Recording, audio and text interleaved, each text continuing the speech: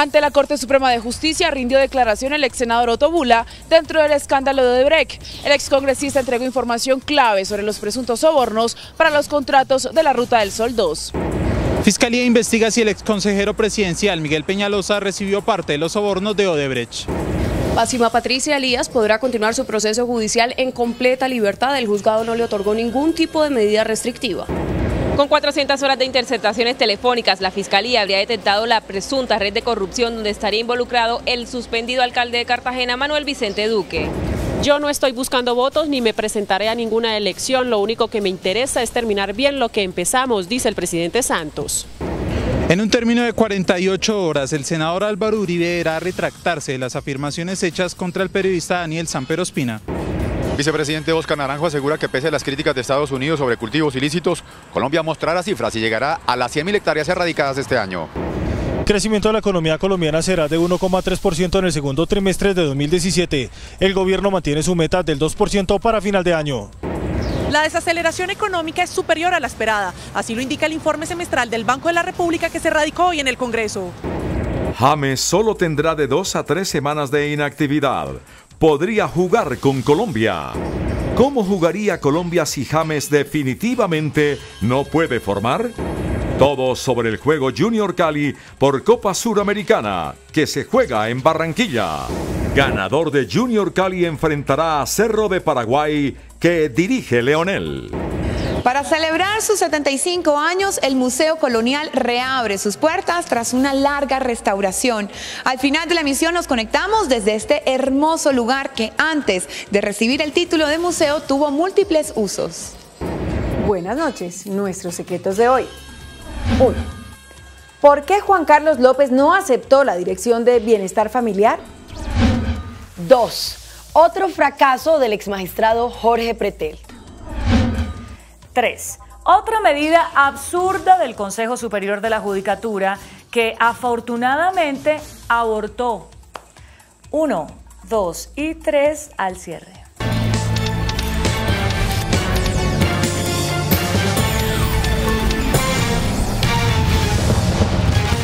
Buenas noches. CMI conoció detalles de la declaración que entregó a la Corte Suprema de Justicia el detenido ex senador Otto Bula sobre el pago de sobornos de Odebrecht.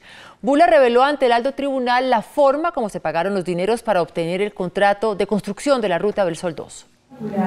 A puertas cerradas se llevó a cabo en la Corte Suprema de Justicia la diligencia de entrevista al ex senador Otto Bula, quien fue citado para entregar información sobre el escándalo de Odebrecht en la indagación preliminar que se adelanta contra el senador Bernardo Elías y el excongresista Plinio Olano en el alto tribunal.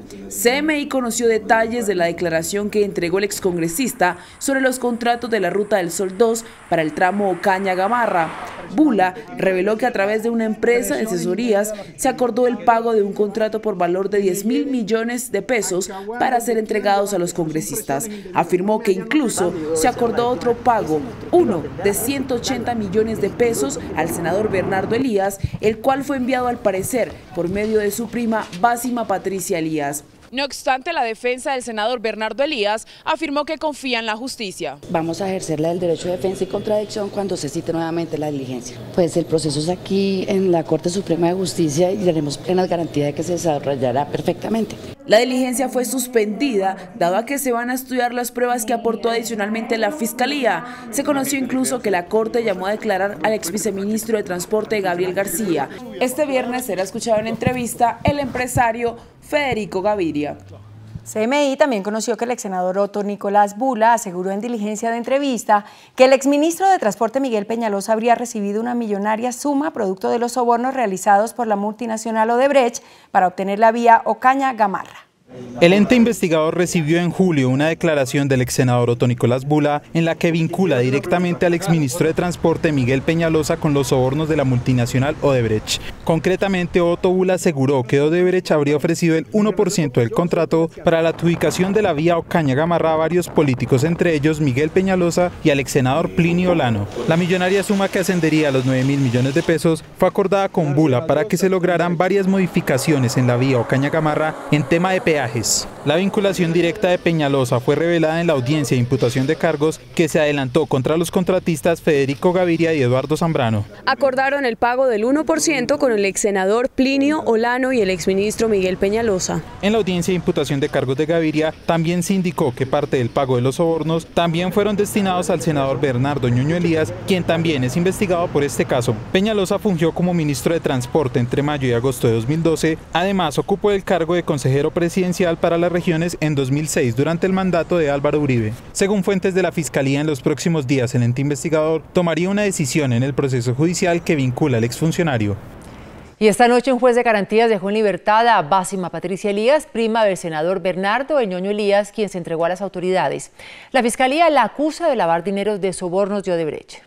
El juez 25 de garantías le dijo no a las dos solicitudes presentadas por la Fiscalía en contra de Básima Patricia Elías. La primera, que no se comunicara con su primo, el senador Bernardo Ñoño Elías, durante el proceso para no torpedear la investigación. Y segundo, le dijo no a la medida restrictiva para salir del país. Al finalizar la diligencia, la defensa de Básima explicó. Lo único que puedo manifestarles es que la señora juez no profirió ninguna medida en contra de la señora Básima Patricia Elías. Eso significa que no tiene ninguna restricción, ni privativa ni no privativa, de la libertad. Frente a los demás elementos no puedo opinar, tengo una prohibición impartida por la señora juez. Según el ente acusador, Básima se habría prestado para lavar los dineros de sobornos de Odebrecht en Colombia con destino final a su primo, el senador Elías. Incluso CMI pudo conocer datos sobre la investigación de Elías, en el que salpica a su prima. Según dijo la Fiscalía, el senador exigía un 5% de cualquier contrato que ayudara a gestionar en Córdoba. En esa repartición de contratos se mencionaría a los contratistas Eduardo Zambrano y Federico Gaviria. Según ha podido identificar la Fiscalía, las millonarias sumas de dineros de sobornos se le entregaban en efectivo y Básima le ayudaba a mover supuestamente los dineros comprando propiedades. El juzgado 56 de garantías envió a la cárcel a Gustavo Adolfo Torres, representante legal de Profesionales de Bolsa, vinculado a la investigación por el pago de sobornos de la multinacional Odebrecht. La Fiscalía lo acusa de lavado de activos y enriquecimiento ilícito. Torres es el representante de una de las 5 compañías que habría servido como intermediaria para el pago de los sobornos de Odebrecht. En las próximas horas será enviado a la cárcel Modelo de Bogotá. De otra parte, el magistrado del Tribunal de Cúcuta, Félix María Galvis, se declaró inocente de los señalamientos de la Fiscalía que lo vinculan a una red de corrupción judicial para impulsar decisiones que afectaron a la empresa Ecopetrol.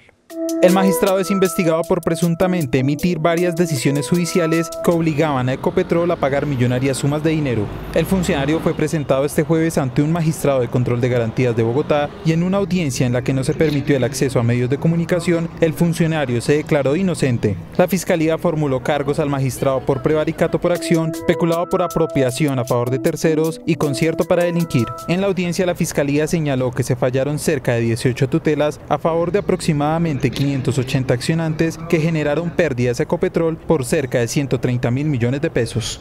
El fiscal Néstor Humberto Martínez reveló los detalles de la operación contra una red de corrupción que terminó con la captura del alcalde Manuel Vicente Duque, la contralora y un concejal de Cartagena. Más de 400 horas de grabación telefónica donde se verían involucrados el suspendido alcalde Manolo Duque, su primo José Julián Vázquez, la contralora Nubia Fontalvo y el concejal Jorge Useche permitieron que la Fiscalía emitiera las órdenes de captura en su contra por los delitos de concierto para delinquir, cohecho y tráfico de influencias. La Fiscalía ha detectado una presunta red de corrupción y de tráfico de influencias que se desplegó a nivel del distrito de Cartagena. De acuerdo a las investigaciones, en las mismas instalaciones de la Alcaldía de Cartagena se llevó a cabo una reunión liderada por José Julián Vázquez para poner a disposición la burocracia de la Contraloría. Con la presencia y la aquiescencia del señor alcalde Manuel Vicente Duque Vázquez, se acordó de qué manera se repartirían la burocracia de la Contraloría y se habrían ofrecido dineros y contratos del gobierno distrital para lograr la elección de la Contralora. El único capturado que no pertenece a la administración pública es José Julián, quien fungió como funcionario del distrito a pesar de no ostentar un cargo por estar inhabilitado. Se habría arrogado funciones públicas que corresponden al burgomaestre de la ciudad. Todo ello con el beneplácito del propio alcalde Manuel Vicente Duque Vázquez. Como complemento de la indagación, se ha podido establecer que la Oficina de Control Urbano del Distrito, que está vinculada a los sucesos, como ustedes saben, de Blas de Lezo, también formó parte de los ilícitos acuerdos. La Fiscalía también dijo que una llamada intervenida a un concejal asegura que ya recibió 32 libros y que a partir de ahora recibirá 7,5 libros cada mes, haciendo alusión a grandes sumas de dinero. Finalmente, el ente acusador aseguró que en varios casos hubo filtraciones que no permitieron el normal desarrollo de la operación y señaló que en los próximos días se estarían realizando más capturas de funcionarios implicados en el caso. En una locución radiotelevisada, el presidente Juan Manuel Santos dijo que no está buscando votos ni se presentará a ninguna elección. El jefe de Estado advirtió que lo único que le interesa es que su gobierno termine bien lo que empezó. En una locución con motivo del inicio del 8º año de su mandato, el presidente Santos dijo que se dedicará a afianzar lo avanzado y a mejorar en lo que falta. Yo no estoy buscando votos, ni me presentaré a ninguna elección. Lo único que me interesa es que terminemos bien lo que empezamos. También dijo que queda un año para consolidar e incrementar los avances sociales, económicos, de seguridad y de paz y para atacar la corrupción. Debemos atacar de frente la corrupción. Los corruptos le roban el futuro a los colombianos y vamos a atacarlos donde más les duele, la plata. Con la Fiscalía, la Procuraduría y la Contraloría los vamos a arrinconar, los estamos arrinconando. También reconoció la preocupación que existe en el país por la economía. Aseguró que han tomado medidas para devolver el dinamismo a la economía, la industria y el comercio en particular. Horas antes, durante el balance de los 7 años de su administración, el presidente Juan Manuel Santos aseguró que la constituyente en Venezuela es la destrucción de la democracia en el vecino país. El presidente Santos también ha dicho que su gobierno día a día monitorea la situación en Venezuela para manejarla con total firmeza, pero también con responsabilidad. Así lo dijo el presidente Santos durante una rueda de prensa en Casa de Nariño. Esta Asamblea Constituyente es en cierta forma la culminación de esa destrucción de la democracia en Venezuela. Y con eso no podemos estar de acuerdo.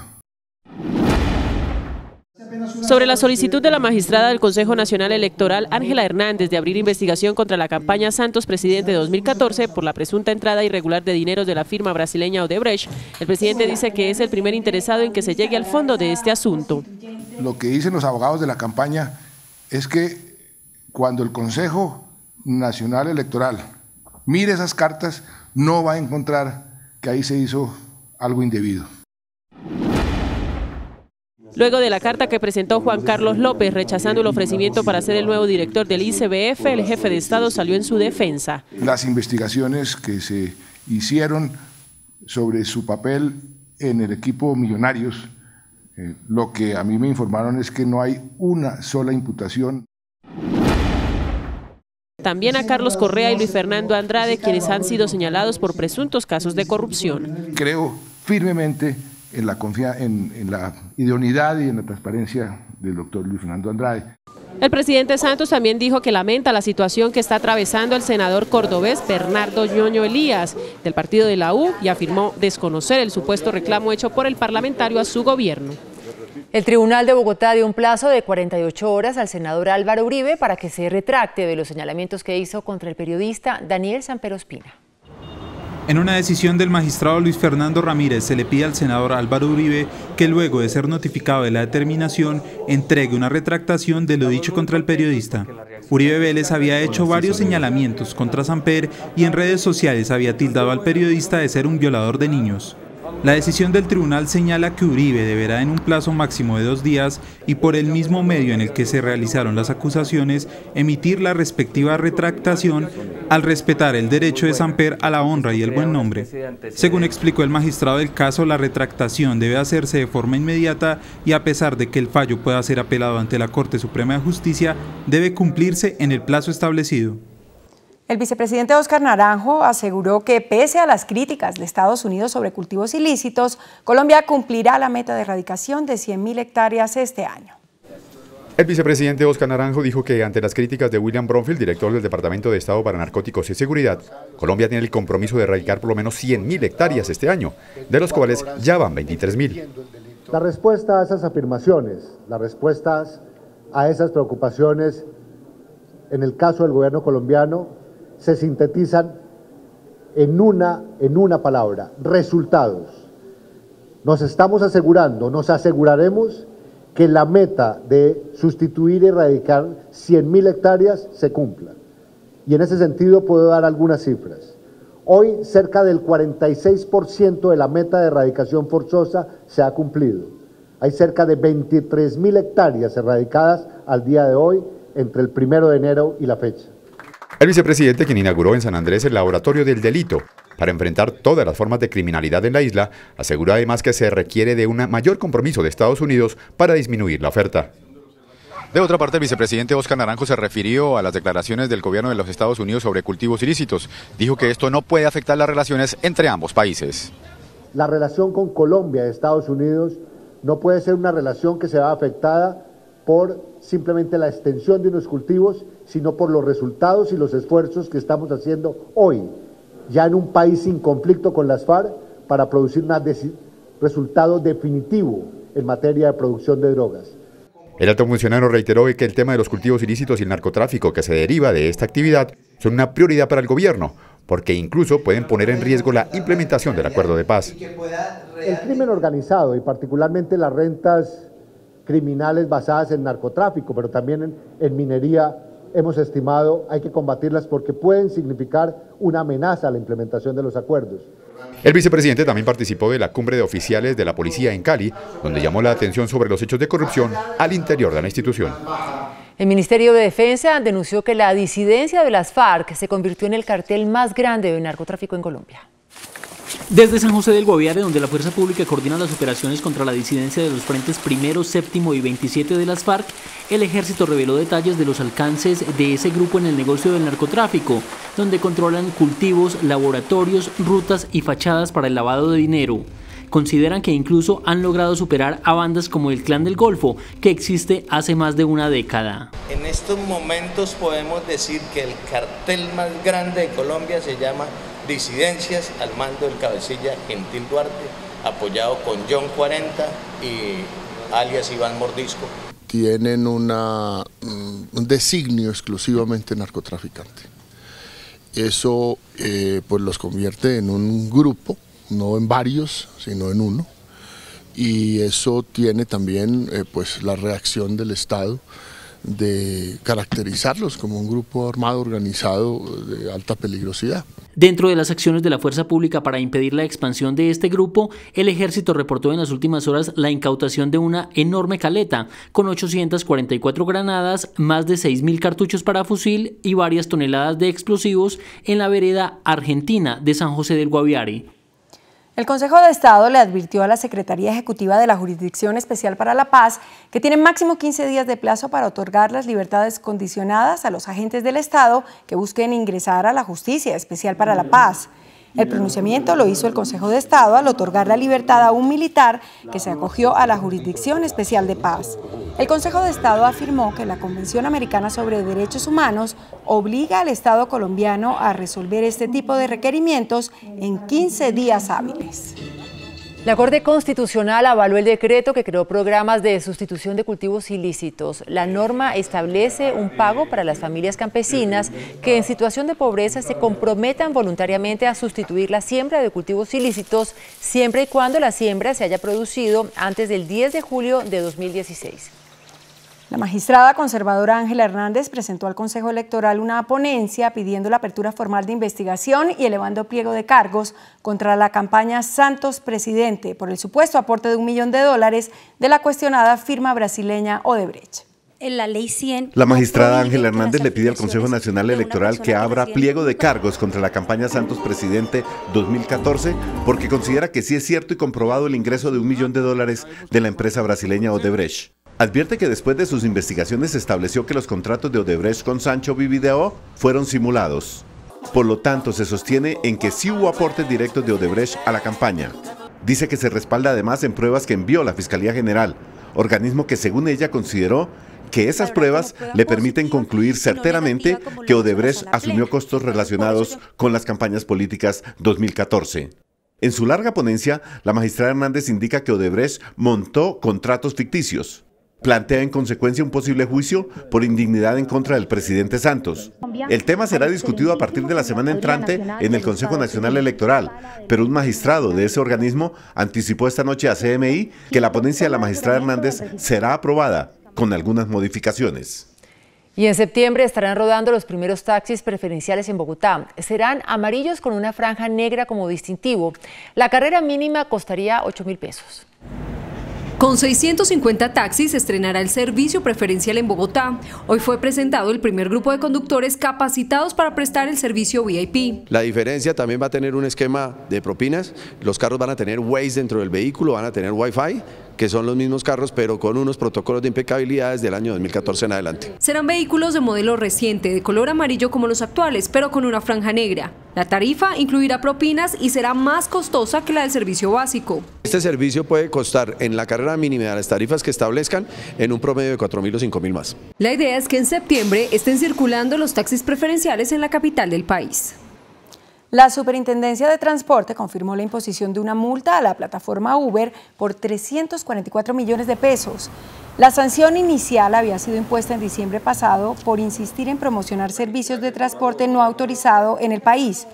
La Superintendencia concluyó que Uber, a través del uso de su plataforma tecnológica, facilita la violación de las normas de transporte al permitir que se preste el servicio de transporte público individual de pasajeros en vehículos de servicio especial y en vehículos particulares. Uber respondió advirtiendo que defenderá sus derechos ante las instancias judiciales. La primera dama de la Nación, María Clemencia Rodríguez, lanzó hoy el mes de la nutrición infantil en Colombia. Esta iniciativa se viene realizando desde hace 3 años y tiene un propósito: lograr que en el año 2030 ningún niño o niña en primera infancia sufra de desnutrición crónica en Colombia. Pretende implementar y complementar el tema de la nutrición con todas las alianzas que hemos logrado. También hacen el llamado para aumentar las cifras de lactancia materna como una estrategia para mejorar la salud, el crecimiento y desarrollo de los niños y niñas. La Organización Mundial de la Salud recomienda que deben ser 6 meses de manera exclusiva. Entonces, si tenemos en cuenta que Colombia tiene solamente 1.8 meses, es una situación muy preocupante. Un menor de edad murió en medio de los disturbios por el paro minero en los municipios de Segovia y Remedios en Antioquia. La protesta ya completa 14 días. El comandante de la Policía de Antioquia se desplazó para ponerse al frente de las operaciones en los municipios de Segovia y Remedios, nordeste del departamento. Ya se reportó la primera muerte, la víctima, un menor de edad. En las horas de la madrugada de hoy asesinaron 2 personas en una motocicleta a un joven de 17 años que estaba en el parque cerca a la electrificadora. La prestación de los servicios de salud se complican y los de educación están paralizados. Tenemos desmanes en el hospital, en un colegio de Remedios, tenemos desmanes, destrucción de todos los muebles del colegio. Las calles están prácticamente solas, los negocios cerrados. La policía y la fiscalía investigan responsables del asesinato y de los daños en propiedad pública y privada. El director de Colombia Mayor, Juan Carlos López, declinó la designación que le hizo el presidente Juan Manuel Santos para que ocupara la dirección del Instituto Colombiano de Bienestar Familiar. Juan Carlos López no asumió la dirección del bienestar familiar porque reconoció que su nombre desató opiniones divididas entre muchos colombianos. Este país no quiere más polarizaciones, este país no necesita más divisiones. Y si uno puede hacer un pequeño esfuerzo diciendo, mire, busque otra persona que genere más estabilidad y tranquilidad, pues lo hago con mucho cariño por el presidente, quien necesita todo el respaldo para que saque las grandes causas adelante. Está invitando a sus contradictores periodistas, políticos y columnistas a un diálogo sincero para mostrar que él no quebró a millonarios y sí tiene una larga experiencia gerencial. Doctora Claudia López, repito, Angélica Lozana, Antonio Navarro, a Daniel Sampero Espina, tomémonos un café y hablemos y les cuento mi versión. No quiero que con esto entonces vuelvan e insistan. Yo no quiero ser director de bienestar familiar. Juan Carlos López destacó la gestión que venía realizando Cristina Plazas, cuyo legado se proponía continuar. Una insólita situación se vive en Ibagué. La ciudad tiene 2 contralores. Ninguno de los 2 quiere dejar el cargo. Tras la nulidad de la elección de Contralor en Ibagué el año pasado por parte del Consejo de Estado, el alcalde Guillermo Jaramillo nombró por decreto y por encargo a Diego Visage, pero año y medio después expidió otro acto administrativo para sacarlo de la Contraloría. Visage interpuso un recurso y dice que no se va en tanto le sea resuelto. Al interponer recurso de reposición, el decreto que me termina el encargo queda suspendido. El pasado 27 de julio el Consejo eligió como Contralor, también en encargo, a Julio César Vázquez, actual director administrativo del organismo de control. Él dice que es él quien debe oficiar. Me posesioné, está el acta de posesión número 193, donde me dicen, obviamente yo la firmé, de que soy el Contralor encargado y estoy ejerciendo desde el sábado anterior. En la pelea jurídica por el cargo quedó atrás la abogada Marcela Jaramillo, quien realmente fue la única que el año pasado logró el puntaje mínimo del concurso y a quien el Consejo de Estado le ordenó a los concejales deberían elegir. Lo que espera incluso la comunidad de Ibagué es que se cumpla el fallo del Consejo de Estado. Ante la Procuraduría y la Fiscalía fueron denunciados los 16 concejales que el año pasado eligieron un Contralor inhabilitado y hasta ahora no ha habido ningún tipo de sanción. Las autoridades ambientales en Barranquilla intentan controlar una mancha de combustible que apareció hoy en el río Magdalena. Esta inmensa mancha de combustible en el lecho del río, a la altura del puente Pumarejo, sorprendió a los barranquilleros. Las autoridades ambientales hicieron un reconocimiento en el área y encontraron que el origen estaba muy cerca de la ribera, en jurisdicción de la capital del Atlántico.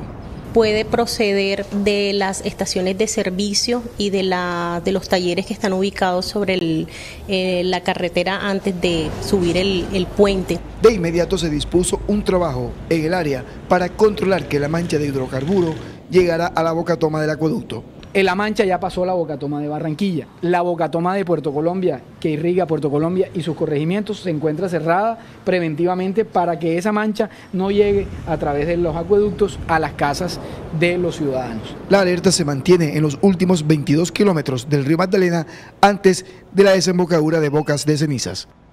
Una aguda crisis política estalló en Ecuador luego de que el presidente Lenín Moreno le retirara todos los poderes y atribuciones a su vicepresidente Jorge Glass.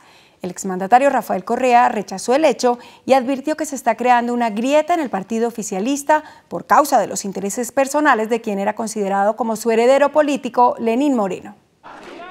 Crece la enemistad entre el expresidente ecuatoriano y el actual mandatario Lenín Moreno. En esta ocasión, Rafael Correa le dio su respaldo al vicepresidente Jorge Glass después que el jefe de Estado decidiera retirarle las funciones que venía desempeñando. A través de Twitter, el exmandatario criticó con un tono irónico la decisión de su antiguo aliado político. Ups, el diálogo solo ha sido para los que odian la revolución. Adelante, Jorge, tómalo como una condecoración. Estos lazos de amistad política se han quebrado y generado la primera crisis política en el gobierno de Lenín Moreno. A través de este decreto, el mandatario retiró las funciones al vicepresidente del país, que está siendo investigado en la red de sobornos de la constructora Odebrecht. Moreno había advertido que tomaría decisiones en torno a los casos de corrupción en los que ha sido mencionado el vicepresidente. Tras esta decisión, Jorge Glass seguirá ocupando su cargo, pero no ejercerá ninguna actividad oficial. ¿Renunciará, vicepresidente? No, señor. ¿Se va del país, vicepresidente? ¿A dónde me voy a ir? La tensión entre el presidente ecuatoriano y el vicepresidente, que es muy cercano al exmandatario Rafael Correa, se agudizó cuando Moreno dio a conocer los datos de la deuda pública ecuatoriana y aseguró que la situación financiera del país era crítica, cuestionando la gestión de Correa.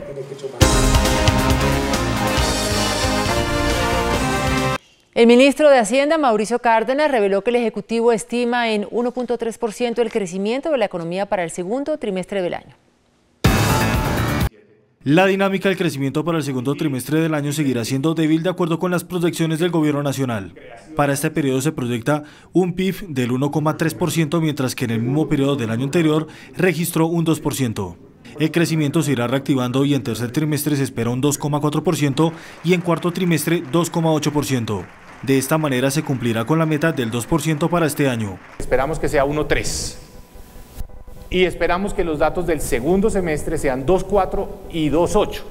2,4 en el tercer trimestre, 2,8 en el cuarto trimestre, para un total del 2%. El funcionario señaló que los sectores de infraestructura con el programa de 4G, vivienda con los subsidios del gobierno a clase media y la construcción de 30.000 aulas en educación impulsarán la economía en segundo semestre.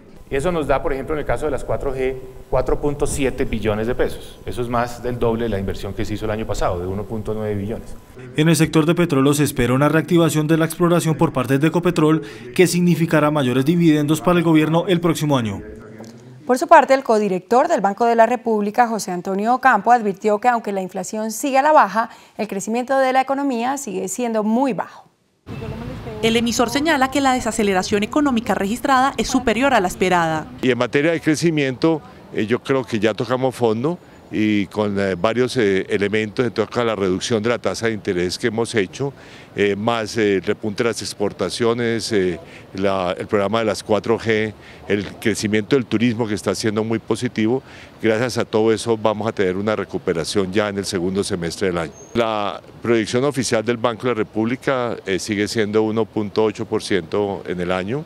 Aunque en lo corrido del año la tasa de intervención se ha reducido en 6 ocasiones, al parecer esta senda bajista ya está llegando a su final. El espacio, si hay, es muy pequeño ya, pero de todas maneras eso lo analizaremos en función de los datos de crecimiento económico del segundo trimestre, por una parte, y por otra, de qué indican los datos de inflación del mes de julio. Finalmente, el informe indica que la inflación estará entre 4% y 4.5% para el cierre de este año. La Agencia Nacional de la Infraestructura declaró la caducidad del contrato de concesión de la red férrea del Pacífico. De acuerdo con la ANI, el objetivo del proyecto era la rehabilitación y operación del corredor que conecta Buenaventura con Cali y a la capital del Valle con otros municipios. Dado el incumplimiento y por perjuicios ocasionados al Estado, la empresa deberá pagar 32.8 millones de dólares, frente a lo que el gerente general de la compañía respondió. Nosotros hicimos una apelación y el contrato de concesión dice que nosotros tenemos 9 meses para subsanar los posibles incumplimientos que hayamos tenido del contrato. Giraldo también se refirió a los incumplimientos por los que se generó la caducidad del contrato. Que nos dicen que caducaron porque cambió la composición accionaria no ha cambiado. Que porque la capacidad financiera, la empresa sigue teniendo los mismos socios con la misma capacidad financiera de siempre. La Supertransporte esta semana había confirmado una sanción al Ferrocarril del Pacífico por 275 millones por no prestar el servicio público de transporte férreo de carga. El ministro de Agricultura, Aurelio Iragorri, advirtió que antes de 2 meses serán erradicados todos los focos de aftosa que se han detectado en el país. El jefe de la cartera agropecuaria explicó que este fin de semana se realizarán los últimos sacrificios en las zonas afectadas como Yacopí, en Cundinamarca, y Tame, Arauca. Allí se entra en un periodo de 28 días con el fin de verificar que no hay reses con el virus para enviar un reporte a la Organización Internacional de Sanidad Animal. Yo espero que en 2 meses tengamos este tema absolutamente resuelto. Espero lograr el domingo efectivamente el sacrificio del último novillo enfermo. Anunció investigaciones a los ganaderos que están implicados con la compra de reses de contrabando. Hay unos comercializadores de carne por un lado, que están trayendo ganado despostado de Venezuela, y hay otros que están importando ganado en pie de contrabando. Ya se han sacrificado cerca de 2.000 cabezas de ganado. El índice de capitalización de la bolsa, que mide el comportamiento de las 20 principales acciones, cerró a la baja. El índice de capitalización de la Bolsa de Valores de Colombia bajó 0,21% a 1.477 puntos. La empresa de telecomunicaciones de Bogotá fue la acción que más subió, con una valorización de 2,28% a 583 pesos. La acción que más cayó fue la de Promigas, con una pérdida de 1,59% a 6.200 pesos. La acción más transada de la jornada fue la de Ecopetrol, al movilizar más de 11.000 millones de pesos. El precio del dólar también cerró a la baja. Indicadores económicos del día en CMI. La tasa representativa del mercado que regirá para mañana viernes será de 2.954 pesos con 54 centavos. Los profesionales del cambio compran la divisa en promedio en 2.760 pesos y la venden en 2.800 pesos. Un euro cuesta 3.505 pesos con 40 centavos. La libra de café en Nueva York se cotizó a $1 con 43 centavos. El azúcar se transó en 14,43 centavos de dólar la libra. El barril de petróleo WTI se cotizó en $48 con 91 centavos. Una acción de Ecopetrol cuesta 1.385 pesos. Bogotá empieza a recibir sus primeros regalos de cumpleaños. Les cuento cuáles después de comerciales, cuando nos conectemos con la reapertura del Museo Colonial en el centro de la capital.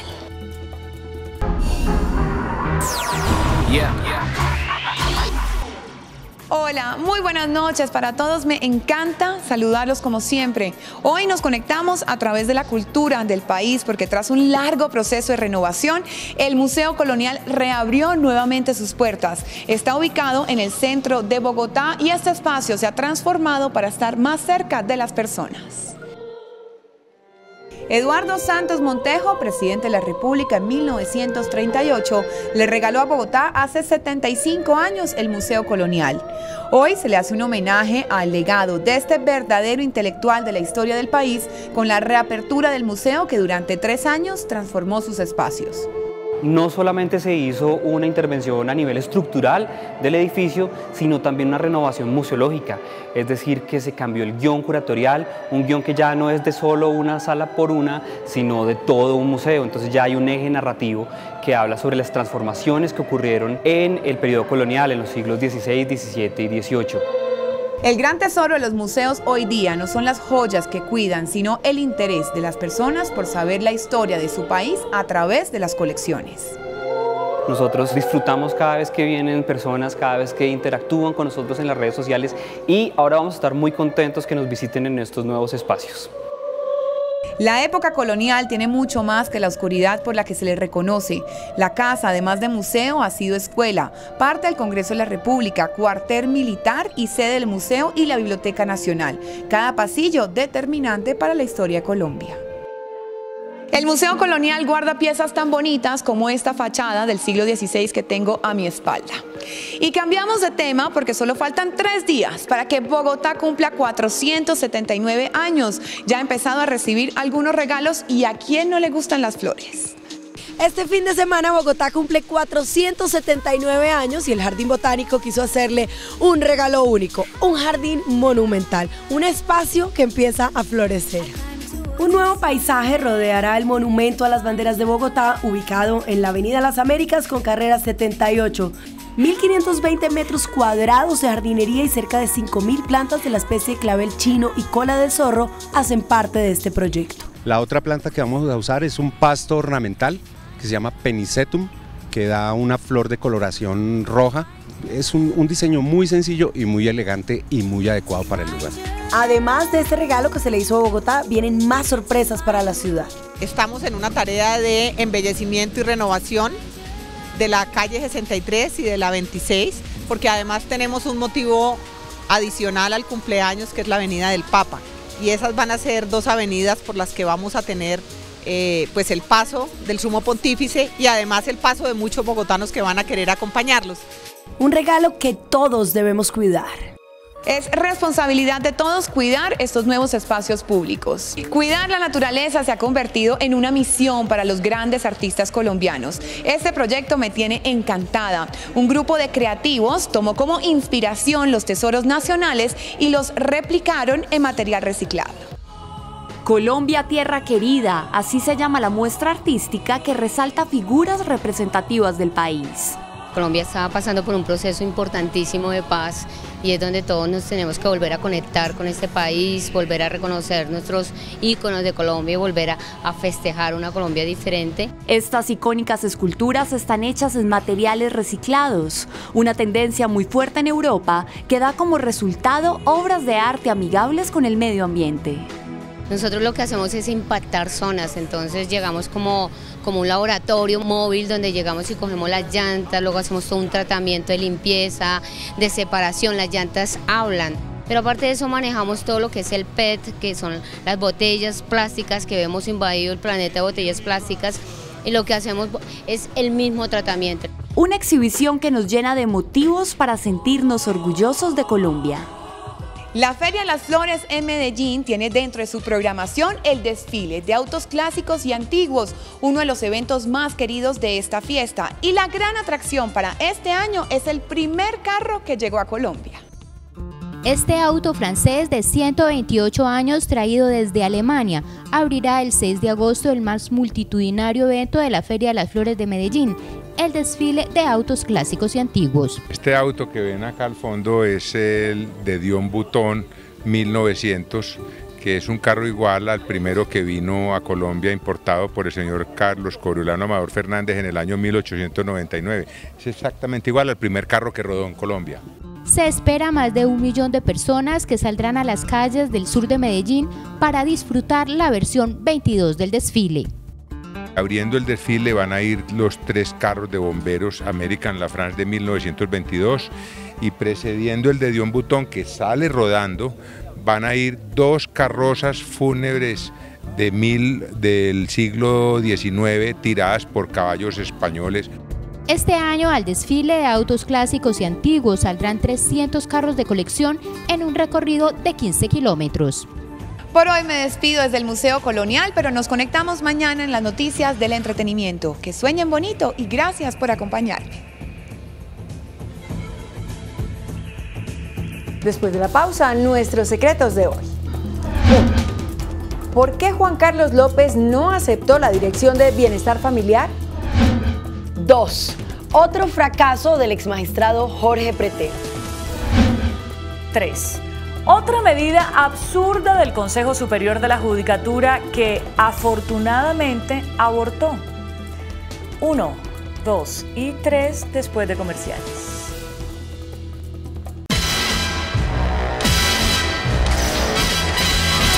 Nuestros secretos de hoy.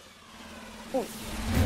¿Aceptaría usted un cargo en el sector público cuando le digan que en los siguientes 3 meses debe adjudicar contratos por más de 2 billones de pesos? ¿Aceptaría usted un cargo en el sector público si le anuncian que la empresa que dirigirá tendrá 14% menos de presupuesto? ¿Aceptaría usted un cargo en el sector público si le informan que en los próximos 12 meses tendrá que dejar de atender 211,000 niños porque no alcanza el presupuesto? ¿Aceptaría usted un cargo en el sector público si le notifican que para cumplir las metas del Plan Nacional de Desarrollo necesita una adición presupuestal por 1.600.000 millones de pesos y no tiene idea de dónde sacarlos? Esas y otras muchísimas razones fueron las que condujeron a Juan Carlos López, expresidente de Millonarios, a declinar la dirección del Instituto Colombiano de Bienestar Familiar, cargo para el que fue nombrado por el presidente Santos. Además de los problemas enunciados a los que tendría que enfrentarse, ningún nombramiento había recibido tantas críticas y tanto rechazo en redes sociales como el de López para la dirección del ICBF. La evaluación de lo que le espera más las protestas masivas condujeron a López a no aceptar el cargo. Y le asiste toda la razón. Después de su poco afortunado paso por la presidencia de Millonarios, se necesita no estar en sus cabales para enfrentarse sin gran conocimiento al desafío que le esperaba. ¿Saben cuál era el peor de todos? El ICBF maneja uno de los presupuestos más altos de la nación. Sobre la honestidad de López no hay ninguna duda, ninguna.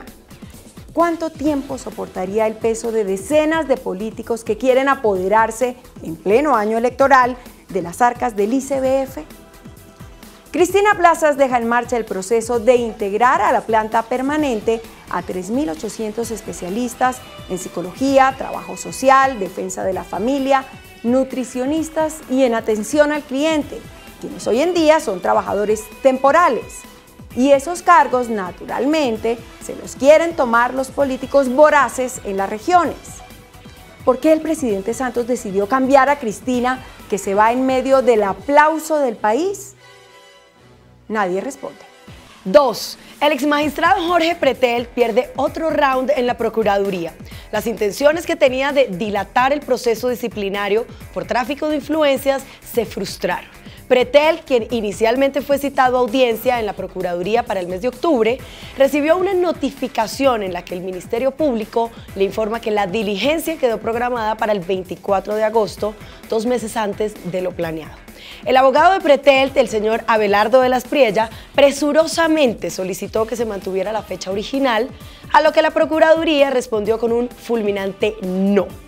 Todo indica que el procurador Fernando Carrillo quiere ponerle el acelerador a este proceso que lleva ya 2 años. 3.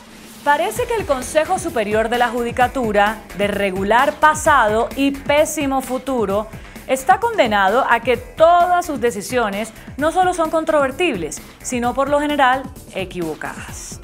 Vean lo que la bendita judicatura provocó hoy. Semejante mare magnum ocurrió hoy en Palo Quemao, el sector de Bogotá donde están concentrados todos los juzgados. Sobre este gran centro judicial no hay ni amenazas, ni investigaciones de atentados, ni sospechas de irregularidades, ni ha ocurrido ningún hecho que origine alarma o preocupación.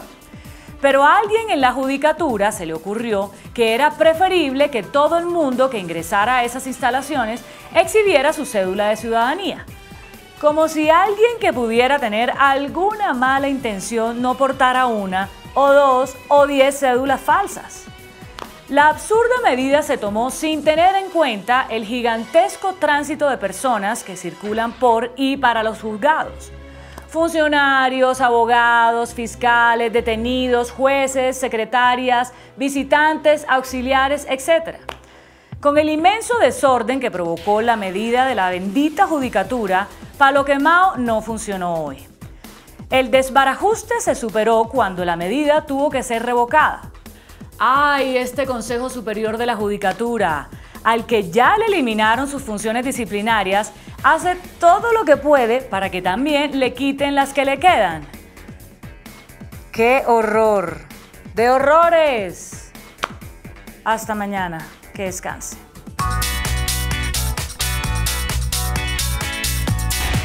Después de la entrevista en Preguntas Yamit con el senador Carlos Fernando Galán, ¿está usted de acuerdo con la posición de Cambio Radical de hacer observaciones al proceso de paz? Sí, 82%, no, 18%. Un juez de Bogotá dejó en libertad esta noche al exdirector de la Dirección de Estupefacientes, Carlos Albornoz, investigado por manejos indebidos de bienes incautados a la mafia. La libertad se le otorgó por vencimiento de términos. Muy bien, hasta aquí las noticias. Gracias y buenas noches. Nos vemos mañana, como siempre, en CMI, La Noticia.